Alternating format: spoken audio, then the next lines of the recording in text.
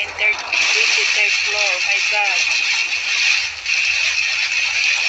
We hope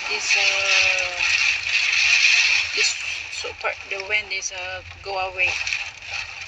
But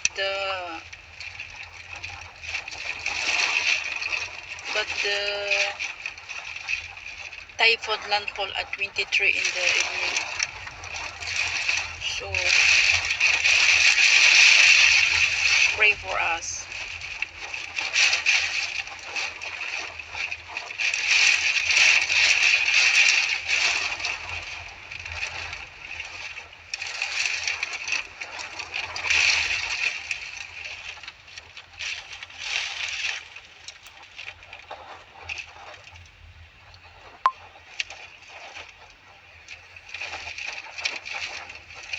So until her first update, and then I will update later.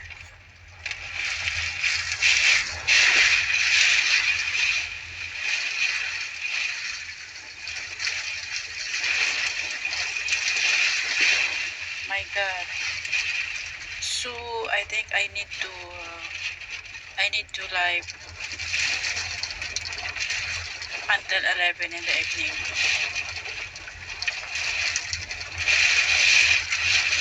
So that you will know what's going on later.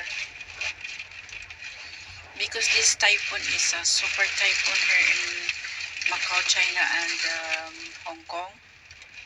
Super typhoon.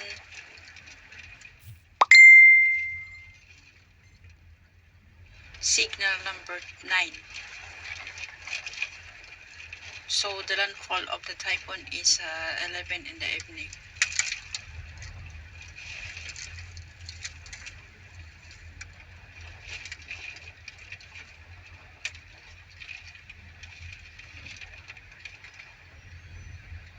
So nobody in the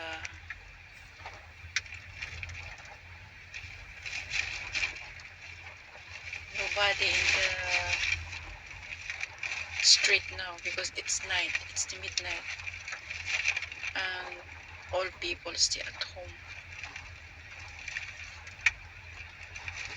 The wind was so strong outside.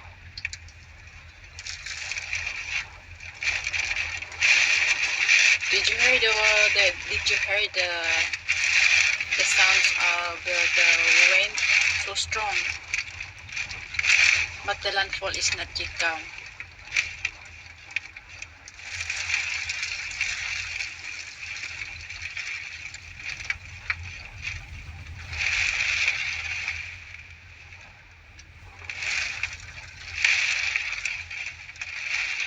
Shout out Lia de la Calzada. Delia de la Calzada, Abihao, watching from Abihao, Bilyaba, Litilia. Gibagyo Midirilia.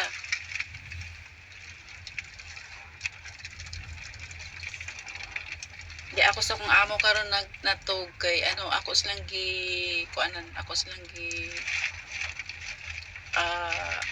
ang accompany ako sa ilaha kay ang mga may edad na manggod mga 70.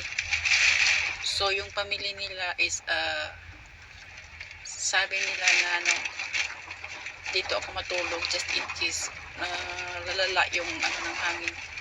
Umpisa pa lang ng Lia, nabatian niyo ang dagkagundong sa hangin. Oh my God, takot ako nagtayuan na ng balahibo ko. Yung building na to, guys, this tower 4, this building is from tower 1, 2, 3, and 4. So we are in tower 4. But did you see over there? No, yeah, not dark. No dark. Have a light in the sa kalangitan nailiwanag ang kalangitan.